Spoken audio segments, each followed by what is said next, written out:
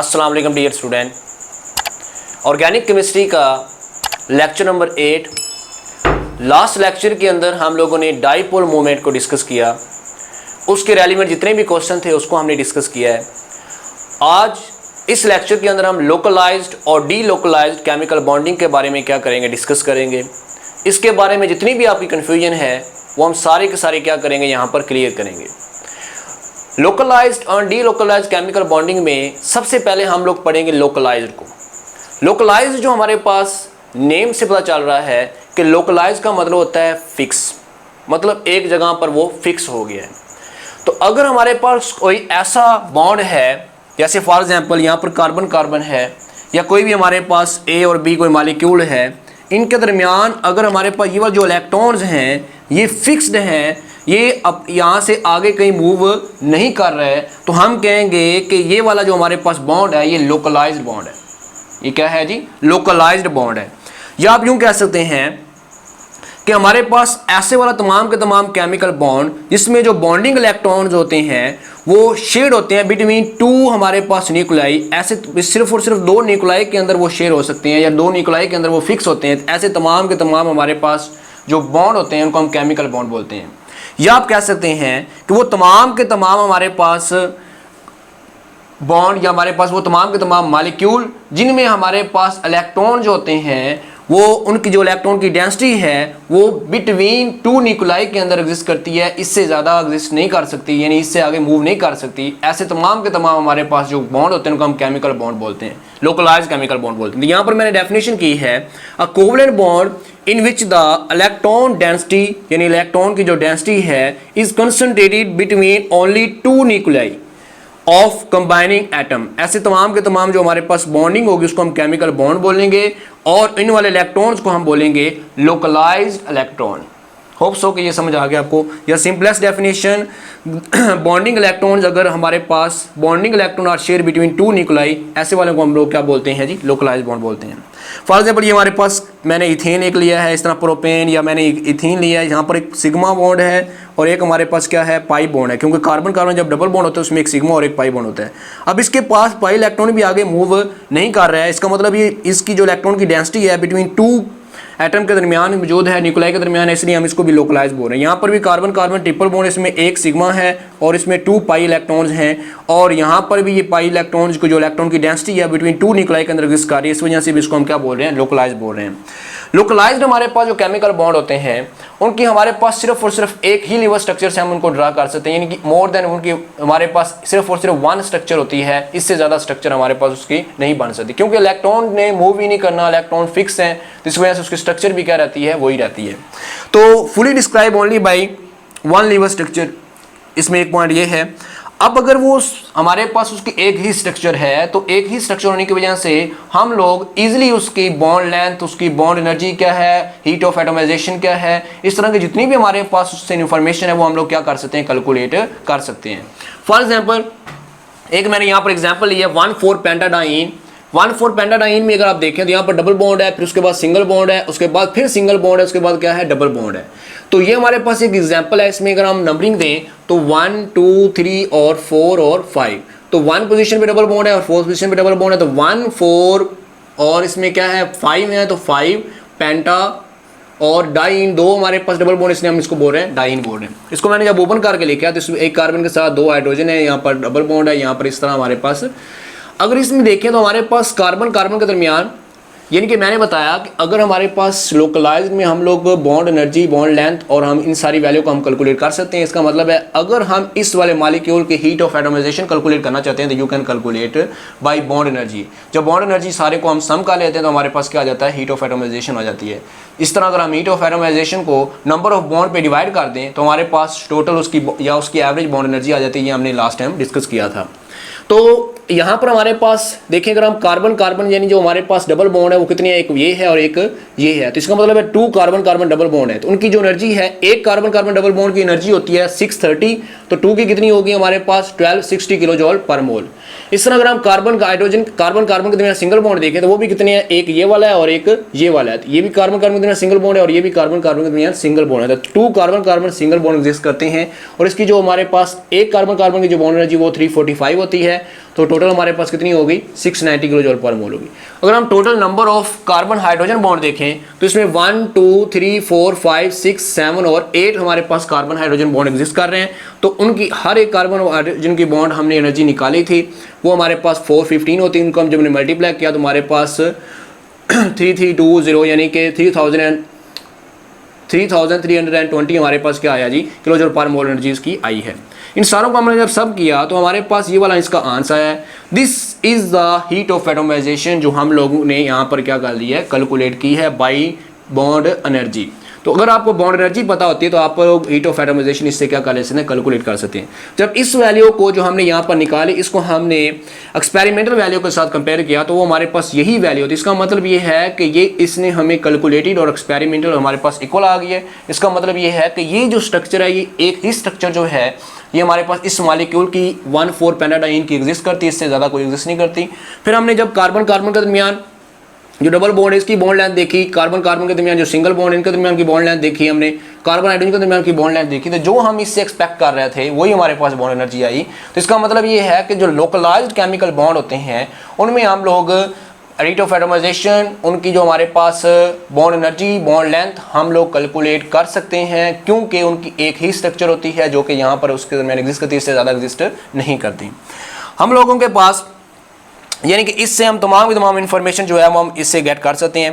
तो यह मैंने आपको बता रहा था कि बॉन्डिंग इलेक्ट्रॉन अगर शेयर हो बाई 2 न्यूक्लाई तो ऐसे वाले को हम लोग बोलते हैं लोकलाइज बोलते हैं, जैसे यहाँ पर अभी एग्जांपल मैंने दी हुई है। डी लोकलाइज केमिकल बॉन्ड क्या है जी? डी लोकलाइज्ड मतलब कि यहाँ पर लोकल नहीं है बल्कि डी लोकलाइज्ड है, यानी कि वो मूवमेंट कर सकता है। डी लोकलाइज मतलब ये होता है कि ये शो कर रहा है मूवमेंट को। जब हमारे पास मैंने कहा बॉन्डिंग जो इलेक्ट्रॉन है वो शेयर बिटवीन 2 न्यूक्लाई के अंदर हो तो उसको हम लोकलाइज बोलेंगे। अगर हमारे बॉन्डिंग जो इलेक्ट्रॉन्स हैं वो share by more than 2 nuclei, यानी मोर देन 2 न्यूक्लाई का मतलब ये है कि वो 2 से ज़्यादा में यानी कि इलेक्ट्रॉन शेयर हो रहे हों, तो ऐसे वाले हमारे पास जो होते हैं हमारे पास केमिकल बॉन्ड होते हैं उनको हम बोलते हैं डी लोकलाइज। और ऐसे वाले इलेक्ट्रॉन्स को आप क्या बोलेंगे? डी लोकलाइज इलेक्ट्रॉन बोलेंगे। फॉर एग्जाम्पल मैंने एक एग्जाम्पल यहाँ पर ली है 1,3-ब्यूटाडाइन। 1,3-ब्यूटाडाइन में अगर हम देखें तो ये वाली हमारे पास 1 कार्बन है, ये 2 3 और 4, 1 पोजीशन पे हमारे पास डबल बॉन्ड है और 3 पे है तो 1,3-ब्यूटाडाइन। तो आप देखें यहाँ पर डबल बॉन्ड है, सिंगल बॉन्ड है, फिर हमारे पास क्या आ रहा है? डबल बॉन्ड आ रहा है। तो अब यहाँ पर क्या होता है, यहाँ पर ये इलेक्ट्रॉन जो होते हैं पाई इलेक्ट्रॉन ये यहाँ से मूव करके इधर आ जाता है जब, और यहाँ पर जब डबल बॉन्ड बनता है तो इस कार्बन की वैलेंसी जो होती है, अगर यहाँ पर डबल बॉन्ड में अगर बनाऊँ तो इस कार्बन की वैलेंसी अगर आप देखें तो 2 and 2 4 और ये हाइड्रोजन के साथ 5 हो रही है। तो ये अब 5 नहीं हो करता बल्कि ये अपना इलेक्ट्रॉन एक यानी कि जो इलेक्ट्रॉन का जो पेयर है वो इसके ऊपर क्या कर देता है? शिफ्ट कर देता है। तो इसकी जो स्ट्रक्चर बनती है वो हमारे पास इस तरह की बन जाती है, यानी कि इसके ऊपर आ जाता है नेगेटिव चार्ज, यहाँ पर बन जाता है डबल बॉन्ड और इसने इलेक्ट्रॉन का पेयर इधर शिफ्ट किया तो उसके ऊपर आ जाता है पॉजिटिव चार्ज। यानी कि जो इलेक्ट्रॉन्स होते हैं, जो हमारे पास इलेक्ट्रॉन जो बॉन्डिंग इलेक्ट्रॉन्स हैं वो क्या कर रहे हैं? मोर देन 2 न्यूक्लाई क्या कर रहे हैं? वो हमारे पास मूवमेंट कर रहे हैं। तो ऐसे वाले जो हमारे पास मॉलिक्यूल्स होते हैं, ऐसे वाले बॉन्ड्स होते हैं उनको हम बोलते हैं डी लोकलाइज केमिकल बॉन्ड। तो जो हमारे पास इस तरह की जो हमारे पास मॉलिक्यूल होते हैं उनकी एक स्ट्रक्चर नहीं होती बल्कि मोर देन 1 स्ट्रक्चर होती हैं। तो मोर देन 1 स्ट्रक्चर होने की वजह से हमारे पास not complete describe by 1 liver structure, ये एक लीवर स्ट्रक्चर से हम इनको टोटली डिस्क्राइब नहीं कर सकते। इस वजह से इनकी जो बॉन्ड लेंथ, बॉन्ड एनर्जी और बॉन्ड हमारे पास हीट ऑफ एटमाइजेशन होती है वो हम जो कैलकुलेट करेंगे वो हमारे पास उससे हमारे पास जो एक्सपेरिमेंटल होगी वो उससे मैच नहीं करेगी।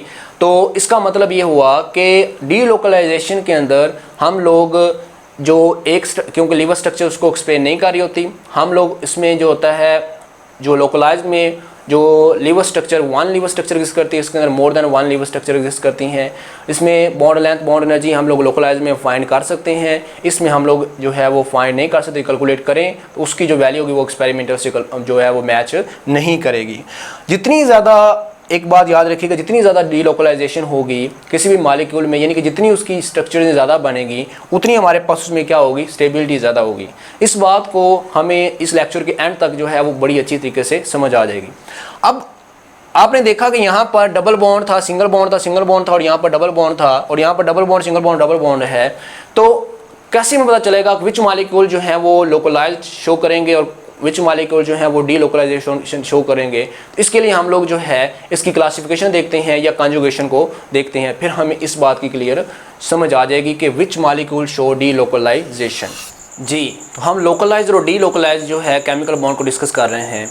तो हमने ये देखना, अब ये देखना है कि लोकलाइज्ड में तो हमने ये देखा कि जो इलेक्ट्रॉन डेंसिटी है वो बिटवीन 2 न्यूक्लियाई एग्जिस्ट करती है, लेकिन जो डी लोकलाइज्ड है उसमें हमारे पास इलेक्ट्रॉन डेंसिटी जो है वो मोर देन 2 न्यूक्लियाई जो है वो एग्जिस्ट करती है। यहाँ पर हमने ये देखना है कि कौन से ऐसे मॉलिक्यूल हैं जो डी लोकलाइजेशन जो है वो शो करेंगे। तो उसको मैंने टॉपिक जो नेम दिया है उसको हमने कहा है, उसको हम कह सकते हैं classification of delocalized chemical bond, या इसको हम कॉन्जुगेशन भी बोलते हैं। अब कॉन्जुगेशन क्या है, ज़रा पहले उसको देखते हैं। कॉन्जुगेशन हमारे पास वो तब होती है जब हमारे पास 3 या मोर देन 3 p ऑर्बिटल जो हैं ऑन एडजेसेंट एटम हों और इन वन प्लेन के अंदर हों, तो उसको हम लोग बोलेंगे, उस वक्त क्या बोलेंगे, उनको हम कॉन्जुगेटेड बोलेंगे या कॉन्जुगेटेड सिस्टम बोलेंगे। मतलब क्या है इस बात का, अब अगर आप देखें कि यहाँ पर एग्जांपल मैंने ली थी लास्ट टाइम जब डी लोकलाइजेशन मैंने शो करवा रहा था, तो मैंने एग्जांपल वहाँ पर ली थी 1,3-ब्यूटाडाइन की। अगर हम इस कमाली वाले मॉलिक्यूल को देखें ये कैसे फॉर्म बना, तो यहाँ पर कार्बन कार्बन के दरमियान डबल बॉन्ड है, इसमें एक सिग्मा बॉन्ड है और एक क्या हमारे पास पाई बॉन्ड है। और ये जो कार्बन है, कार्बन कार्बन में डबल बॉन्ड, ये कार्बन जो है वो sp2 हाइब्रिडाइज है, तो ये भी sp2 है, ये वाली भी sp2 है और ये वाली भी sp2 है। इसका मतलब ये है कि एक कार्बन जो है उसके साथ अगर मैं 3 s जो हमारे पास sp2 का मतलब एक s और 2 p, तो इसका मतलब है 3 हमारे पास क्या बनेंगे, sp2 हाइब्रिड ऑर्बिटल बनेंगे। इस तरह इसके भी sp2 हाइब्रिड ऑर्बिटल 3 बनेंगे, जो हमारे पास यूं करके हम बना लेते हैं जिसको फॉर एग्जांपल इस तरह एक ये है, इस तरह हमारे पास नेक्स्ट कार्बन है, एक ये है, एक उसका हमारे पास ये है और एक हमारे पास उसको सपोज कर लेते हैं हम लोग ये है। अब इसको यूं बना लेते हैं। अब देखिए जी हमारे पास इनके दरमियान जो ये वाला सिग्मा बॉन्ड बन रहा है, तो वो तो बन रहा है sp2 हाइब्रिडाइजेशन से। यहाँ पर भी sp2 हाइब्रिडाइजेशन से बन रहा है जी। यहाँ पर भी हम ज़रा इसको बना लेते हैं, यूं करके मैं शो कर लेता हूँ। और यहाँ पर इसके साथ इस एक हाइड्रोजन अटैच है, तो ये हाइड्रोजन है, इसके साथ 2 हाइड्रोजन अटैच हैं, 2 हाइड्रोजन अटैच होगी। इसके साथ भी हमारे पास क्या अटैच है जी, 2 हाइड्रोजन अटैच हैं। लेकिन यहाँ पर एक पाई बॉन्ड बन रहा है जो कि इसके साथ अनहाइब्रिडाइज्ड pz ऑर्बिटल जो यहाँ पर पड़ा था, यहाँ पर भी पड़ा है। इस तरह एक कार्बन यहाँ पर होगी और एक कार्बन जो है वो यहाँ पर इसके साथ एक पड़ी हुई है जी। तो हम लोग लोकलाइज्ड और डी लोकलाइज को डिस्कस कर रहे हैं जी। तो यहाँ पर हमने ये डिस्कस करना है कि जो डी लोकलाइजेशन है वो किन मॉलिक्यूल के अंदर जो है वो एग्जिस्ट करती है। याद रखिएगा कि डी लोकलाइजेशन के लिए कॉन्जुगेशन का होना लाजमी है। वो तमाम के तमाम मॉलिक्यूल जहाँ पर कॉन्जुगेशन होती है वहाँ पर डी लोकलाइजेशन जो होती है वो एग्जिस्ट कर सकती है। अब कॉन्जुगेशन क्या है, वो कौन सी, क्या उनकी कितनी टाइप्स होती हैं, उसको हमने अभी डिस्कस करते हैं। कॉन्जुगेशन के लिए हमारे पास याद रखिएगा, कॉन्जुगेशन वहाँ पर एग्जिस्ट करेगी जहाँ पर मोर देन 3 p ऑर्बिटल हों और वो तमाम के तमाम p ऑर्बिटल जो हैं वो एडजेसेंट पोजीशन के ऊपर हों या एडजेसेंट कार्बन एटम या किसी भी एटम के ऊपर हों। तो ऐसे वाले तमाम के तमाम जो मॉलिक्यूल होंगे वो कॉन्जुगेशन शो करेंगे। और जैसे यहाँ पर मैंने एग्जांपल जब डी लोकलाइजेशन की दी थी, मैंने वहाँ पर 1,3-ब्यूटाडाइन की एग्जांपल ली थी। तो वहाँ पर हमारे पास इस कार्बन के पास यहाँ पर डबल, इस ये कार्बन भी, कार्बन का अंदर डबल बॉन्ड है, इस कार्बन और कार्बन के दरमियान भी क्या है, डबल बॉन्ड है। तो ये तमाम के तमाम कार्बन जो है वो sp2 हाइब्रिडाइज हैं। अगर हम इस कार्बन को देखें तो यहाँ पर 2 हाइड्रोजन है, इसके दरमियान सिंगल बॉन्ड जो बना हुआ है वो तो हमारे पास कार्बन के साथ वो हमने बना लिया। यहाँ पर भी CH है और यहाँ पर सिंगल बॉन्ड है तो ये CH2 है। अब इस वाले मॉलिक्यूल और इस वाले मॉलिक्यूल के दरमियान जो पाई बॉन्ड, इसका मतलब यहाँ पर एक pz ऑर्बिटल जो है अनहाइब्रिडाइज फॉर्म के अंदर यहाँ पर पड़ा है। इस वाले मॉलिक्यूल के पास भी पड़ा है, इस वाले एटम इस वाले के पास भी यहाँ पर एग्जिस्ट करता है। तो ये देखें मोर देन 3 p ऑर्बिटल हैं और वो तमाम के तमाम एडजेसेंट पोजीशन के ऊपर हैं और वन प्लेन के अंदर हैं। तो इसका मतलब है दिस इज अ कॉन्जुगेशन। तो जब भी हमारे पास अल्टरनेटिव पोजीशन के ऊपर डबल बॉन्ड सिंगल बॉन्ड, यानी अल्टरनेटिव पोजीशन के ऊपर डबल बॉन्ड और सिंगल बॉन्ड आ रहा हो, तो ऐसी वाली को भी हम लोग क्या बोलते हैं, कॉन्जुगेशन बोलते हैं। तो यहाँ पर ये होता है कि ये जो इलेक्ट्रॉन जब इस तरह के एग्जिस्ट कर रहे हैं पाई ऑर्बिटल, तो ये इलेक्ट्रॉन ये वाला भी ओवरलैप कर सकता है, ये वाला और ये वाला भी ओवरलैप कर सकते हैं, ये वाला और ये वाला भी ओवरलैप कर सकते हैं। यानी कि ये पाई इलेक्ट्रॉन्स हैं वो आपस में डी लोकलाइज करते रहते हैं। जैसे यहाँ पर हमने जब एग्जाम्पल ली थी तो मैंने बताया था ये CH2 डबल बॉन्ड CH, यहाँ पर डबल बॉन्ड CH2 है, तो ये वाला इलेक्ट्रॉन अगर इधर शिफ्ट हो जाए तो यहाँ पर आ जाएगा पॉजिटिव चार्ज और इस वाले कार्बन और कार्बन के दरमियान डबल बॉन्ड आ जाएगा और यहाँ पर क्या आ जाएगा जी, इसके ऊपर नेगेटिव चार्ज है क्योंकि पूरे का पूरा इलेक्ट्रॉन का पेयर इस तरफ शिफ्ट हो गया है। अब पहले इस कार्बन 2 और 3 के दरमियान बॉन्ड नहीं था, अब कार्बन 2 और 3 के दरमियान क्या आ गया, बॉन्ड आ गया है। इसका मतलब ये है कि ये इलेक्ट्रॉन जो है वो डी लोकलाइज कर रहे हैं। और क्यों कर रहे हैं, क्योंकि ये जो p ऑर्बिटल हैं वो एडजेसेंट पोजीशन पे हैं, वो इस तरह आपस में ओवरलैपिंग करके वो इस तरह जो है वो डी लोकलाइजेशन शो कर सकते हैं। फिर मैंने जब लोकलाइज की एग्जांपल ली थी तो उसमें मैंने एग्जांपल ली थी 1,4-पेंटाडाइन की। तो उसमें अगर आप देखें यहाँ पर डबल बॉन्ड है और यहाँ पर डबल बॉन्ड है, इसका मतलब है इसके पास एक अनहाइब्रिडाइज्ड p ऑर्बिटल है, इसके पास भी अनहाइब्रिडाइज्ड p ऑर्बिटल, ये CH2 जो है यहाँ पर भी सिंगल है, यहाँ पर भी सिंगल है। इसका मतलब है यहाँ पर तो कार्बन की 4 वैलेंसी पूरी है, इसका मतलब ये sp3 हाइब्रिडाइज्ड है। इस कार्बन में भी एक अनहाइब्रिडाइज्ड p ऑर्बिटल है और इस कार्बन के पास भी एक अनहाइब्रिडाइज्ड p ऑर्बिटल है। अब यहाँ पर ये मोर देन 3 p ऑर्बिटल तो एग्जिस्ट कर रहे हैं, लेकिन ये हमारे पास एडजस्टेंस नहीं है, जिसकी वजह से यहाँ पर डी लोकलाइजेशन शो नहीं होगी। तो ये इलेक्ट्रॉन की डेंसिटी जो है वो सिर्फ और सिर्फ इन 2 न्यूक्लियाई के अंदर रहेगी, इसलिए हम इसको बोल रहे हैं लोकलाइज, और इसलिए हमने इस एग्जांपल को डिस्कस किया था लोकलाइज। इसलिए इनकी बॉन्ड एनर्जी, इनकी बॉन्ड लेंथ और हमने इनकी जो हीट ऑफ एटमाइजेशन जो है वो हमने कैलकुलेट कर ली थी, क्योंकि इसकी वन ही स्ट्रक्चर एग्जिस्ट करती है, इसके अलावा कोई स्ट्रक्चर एग्जिस्ट नहीं करती। तो अगर हम लोग कॉन्जुगेशन को देखें तो कॉन्जुगेशन हमारे पास जो होती है वो कहाँ कब होती है, p ऑर्बिटल कब हमारे पास क्या होंगे, एडजस्टेंट पोजीशन के ऊपर होंगे। तो हमारे पास जब भी अल्टरनेट पोजीशन के ऊपर डबल बॉन्ड सिंगल बॉन्ड आ जाए तब भी हमारे पास, उसको भी हम कॉन्जुगेशन बोलते हैं। Double bond single bond triple bond आ जाए, या triple bond single bond triple bond आ जाए, या डबल बॉन्ड सिंगल बॉन्ड और कोई मालिक्यूल के ऊपर लोन पेयर आ जाए, या हमारे पास डबल बॉन्ड सिंगल बॉन्ड और किसी मालिक्यूल के ऊपर, किसी एटम के ऊपर पॉजिटिव चार्ज आ जाए, या डबल बॉन्ड सिंगल बॉन्ड किसी कंपाउंड के ऊपर नेगेटिव चार्ज आ जाए, या हमारे पास उसके साथ डबल बॉन्ड सिंगल बॉन्ड को रेडिकल आ जाए। तो ये सारी की सारी जो हमारे पास एग्जांपल होंगी वो कॉन्जुगेशन की होंगी। उसमें तमाम के तमाम p ऑर्बिटल जो होंगे वो हमारे पास एडजेसेंट पोजीशन के ऊपर होंगे, वहाँ पर इलेक्ट्रॉन जो होते हैं वो डीलोकलाइजेशन शो करते हैं। तो इन्हीं सारों को हमने यहाँ पर लिखा हुआ है। फॉर एग्जांपल फर्स्ट एग्जांपल है double bond single bond double bond. तो इसमें क्या होता है, यहाँ पर जिस तरह ये था double bond single bond double bond 1,3-ब्यूटाडाइईन। तो यहाँ से इलेक्ट्रॉन जो होते हैं, ये भी हो सकता है यहाँ से इधर आ सकते हैं, यहाँ से इधर आ जाए, आपकी मर्जी है। तो यहाँ से इलेक्ट्रॉन इधर जब आएंगे तो यहाँ पर डबल बॉन्ड आ जाएगा, इसके ऊपर आ जाएगा पॉजिटिव चार्ज और इसके ऊपर आ जाएगा नेगेटिव चार्ज। अगर यूँ होता कि ये वाला इलेक्ट्रॉन इधर जाते तो इसके ऊपर आ जाता पॉजिटिव चार्ज और इसके ऊपर आ जाता नेगेटिव चार्ज। तो ऐसा भी हो सकता है, मतलब इसकी और एक और स्ट्रक्चर भी क्या कर सकती है, एग्जिस्ट कर सकती है। इस तरह अगर double bond single bond triple bond हमने कहा था, यानी कि ये एग्जांपल, तो this is also a conjugation. यहाँ पर भी डीलोकलाइजेशन होती है। तो यहाँ से इलेक्ट्रॉन इधर शिफ्ट होंगे, तो जब यहाँ पर शिफ्ट हुए तो यहाँ पर आ गया डबल बॉन्ड और ये वाला इलेक्ट्रॉन जो है वो उधर शिफ्ट हो गया, इसके ऊपर आ गया नेगेटिव चार्ज। ये भी हो सकता है तो यहाँ से मॉलिक्यूल इधर शिफ्ट हो जाए और ये वाला इलेक्ट्रॉन का पेयर इधर शिफ्ट हो जाए और यहाँ से इसके ऊपर शिफ्ट हो जाए। फिर हमने इसकी एग्जांपल जो है वो कैसे कर सकते हैं, जैसे double bond CH2 CH single bond C triple bond CH है।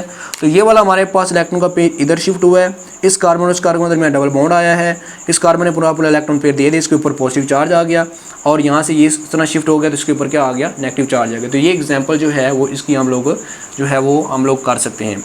इस तरह हमारे पास डबल बॉन्ड सिंगल बॉन्ड और लोन पेयर आ रहा है किसी मॉलिक्यूल के ऊपर, किसी एटम के ऊपर। तो ऐसे एग्जांपल जितने भी विनाइल हमारे पास कंपाउंड होते हैं, जिस तरह विनाइल क्लोराइड, जिस तरह विनाइल हैलाइड कंपाउंड जो होते हैं, उनमें हमारे पास इस तरह की कॉन्जुगेशन एग्जिस्ट करती है। जैसे फॉर एग्जांपल, अच्छा इसमें क्या होता है, इसमें जो इलेक्ट्रॉन का पेयर होता है वो यहाँ से इधर बॉन्ड बनाएगा, क्योंकि ये इलेक्ट्रॉन का पेयर है। तो ये एक इधर इलेक्ट्रॉन और एक इधर इलेक्ट्रॉन, दोनों के दरमियान क्या हो जाएगा, डबल बॉन्ड बन जाएगा और यहाँ से इलेक्ट्रॉन इधर शिफ्ट हो जाएगा। तो यहाँ पर क्योंकि इलेक्ट्रॉन इसने इधर शिफ्ट कर दिया तो उसके ऊपर पॉजिटिव चार्ज आ जाएगा और ये वाला इलेक्ट्रॉन का पेयर इधर इसके शिफ्ट होकर इसके ऊपर क्या आ गया, नेगेटिव चार्ज आ गया। इसकी एग्जांपल जैसे हमने यहाँ पर ली है CH2 डबल बॉन्ड CH, ये हमारे पास विनाइल इसको हम बोलते हैं और यहाँ पर साथ में सिंगल बॉन्ड है तो इसको विनाइल क्लोराइड भी बोलते हैं। तो यहाँ से क्लोरीन के ऊपर जो हमारे पास इलेक्ट्रॉन का पेयर था वो इधर शिफ्ट हुआ, क्योंकि क्लोरीन ने एक इलेक्ट्रॉन इधर से डोनेट कर दिया है तो इस तरह इसके साथ बॉन्ड बना लिया तो इसके ऊपर पॉजिटिव चार्ज आ गया और ये इलेक्ट्रॉन का पेयर इधर शिफ्ट हुआ तो इसके ऊपर क्या आ गया, नेगेटिव चार्ज आ गया। ये इधर क्यों शिफ्ट हुआ, अगर हम इस कार्बन को देखें, इस कार्बन के हमारे पास 2 और 2 4 और एक ये हाइड्रोजन से 5 बॉन्ड बना है, लेकिन 5 बॉन्ड ये बनाएगा नहीं, ये इलेक्ट्रॉन का पेयर इधर शिफ्ट कर देगा तो इसके ऊपर आ जाएगा negative charge. Same as double bond single bond positive charge है, तो यहाँ पर पॉजिटिव चार्ज क्योंकि इलेक्ट्रॉन का पेयर नहीं है, इलेक्ट्रॉन इसमें नहीं है, तो यहाँ से इलेक्ट्रॉन का जो हमारे पास पेयर है वो इधर शिफ्ट होगा, डीलोकलाइज करेगा, यहाँ से जब इधर शिफ्ट होगा तो इसके ऊपर पॉजिटिव चार्ज आ जाएगा और यहाँ पर क्या आ जाएगा, डबल बॉन्ड बन जाएगा। तो double bond single bond positive की भी हमने एग्जांपल कर ली। इस तरह अगर डबल बॉन्ड हमारे पास यहाँ पर नेगेटिव चार्ज एग्जिस्ट करता है तो यहाँ पर फिर क्या होता है, नेगेटिव चार्ज होता है वो यहाँ से इधर मूव करता है, इन दोनों को दरमियान डबल बॉन्ड बनेगा और ये वाला जो हमारे पास इलेक्ट्रॉन का पेयर है वो इधर शिफ्ट हो जाएगा, इसके ऊपर नेगेटिव आ जाएगा और ये क्योंकि इसके ऊपर नेगेटिव था इसने इलेक्ट्रॉन एक जो इसके ऊपर था वो इधर इसने डोनेट कर दिया तो यहाँ पर ये न्यूट्रल हो गया। इसकी एग्जांपल भी आप लोग जो है वो इसकी एग्जांपल भी आप लोग दे सकते हैं। जैसे कोई भी हमारे पास विनाइल और साथ में आप लोग कोई भी लाइट ले लें या Cl नेगेटिव लगा लें, जो कोई भी एग्जांपल ले लें तो उससे आप लोग इसको कैलकुलेट कर सकते हैं। इस तरह हमारे पास यहाँ CH2 डबल बॉन्ड CH और यहाँ पर क्या लगा दें आप लोग, कोई भी हमारे पास नेगेटिव CH के ऊपर नेगेटिव लगा दें या CH2 के ऊपर नेगेटिव, तो वो भी हमारे पास एग्जांपल इसकी एग्जिस्ट हो जाएगी।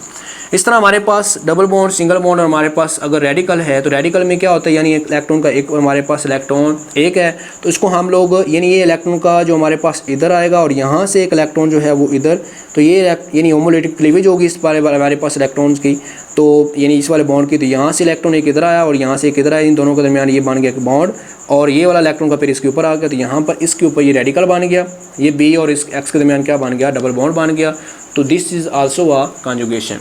तो इसका मतलब ये है कि वो तमाम के तमाम मालिक्यूल जहाँ पर डीलोकलाइजेशन होती है वहाँ, उसका मतलब है वहाँ पर कॉन्जुगेशन एग्जिस्ट करती है। याद रखिएगा, जितनी ज़्यादा कॉन्जुगेशन होगी उतनी ज़्यादा स्टेबिलिटी आएगी, और जितनी ज़्यादा स्टेबिलिटी आएगी उस मालिक्यूल को उतनी एनर्जी उसकी क्या होगी, कम होगी। इसका मतलब ये आप कह सकते हैं कि जितनी ज़्यादा, आप इसको यूँ बना सकते हैं कि डीलोकलाइजेशन जितनी ज़्यादा होगी उसका मतलब उतनी उसमें क्या है, कॉन्जुगेशन है, और जितनी कॉन्जुगेशन है उसका मतलब उतनी उसमें क्या है, स्टेबिलिटी है, और उसकी उतनी ही एनर्जी क्या है जी, कम है। तो होप सो कि ये आपको समझ आ गया है। तो हमने देखा कि जो हमारे पास जब लोकलाइज में था, तो लोकलाइज में जो इलेक्ट्रॉन की जो डेंसिटी है वो बिटवीन 2 न्यूक्लाई रहती है, एक ही स्ट्रक्चर होती है, तो उसको हम लोग बॉन्ड एनर्जी, बॉन्ड लेंथ हम लोग ईच एंड एवरीथिंग जो है वो हम लोग कैलकुलेट कर लेते हैं, और एक्सपेरिमेंटली जब उससे हम जो मैच करते हैं तो वो सारी की सारी वैल्यूज़ की सेम होती हैं। लेकिन यहाँ पर क्योंकि more than one structure exist करती हैं, डीलोकलाइजेशन जब होती है, इसका मतलब ये है कि यहाँ पर हम उसको एक ही स्ट्रक्चर से हम लोग उसको कम्प्लीटली डिस्क्राइब नहीं कर सकते। तो जहाँ पर कॉन्जुगेशन होती है तो उन कॉन्जुगेशन मालिक्यूल्स को, या कॉन्जुगेटेड जो हमारे पास मालिक्यूल्स होते हैं, या जहाँ पर कॉन्जुगेटेड सिस्टम जो मौजूद होता है, उन वाले जो हमारे पास मालिक्यूल्स को डिस्क्राइब करने के लिए हमारे पास 2 मेथड हैं। One is the molecular orbital method है, और सेकंड जो है हमारे पास वो रेजोनेंस मेथड है, जो उसको फुली डिस्क्राइब करते हैं जो कॉन्जुगेशन सिस्टम होते हैं। तो नेक्स्ट लेक्चर के अंदर हम डीलोकलाइजेशन हम लोग मॉलिक्यूलर ऑर्बिटल जो हमारे पास है उसको हम पढ़ेंगे, और नेक्स्ट उसके आगे हम लोग जो है वो रेजोनेंस को पढ़ेंगे। दो लेक्चर बड़े ही इंपॉर्टेंट होंगे, इसको आपने बड़े ही अच्छे से जो करना है वो अटेंड करना है, और इनके रेलिवेंट अगर कोई क्वेश्चन हो, कुछ चीज़ समझ ना आई हो, तो वो आप लोग नीचे कमेंट करके मुझसे पूछ सकते हैं। तो आज तक इतना ही काफ़ी है। इंशाल्लाह नेक्स्ट लेक्चर के अंदर हम लोग मॉलिक्यूलर ऑर्बिटल जो मेथड है उसको हम लोग डिस्कस करेंगे जी। अल्लाह हाफिज़।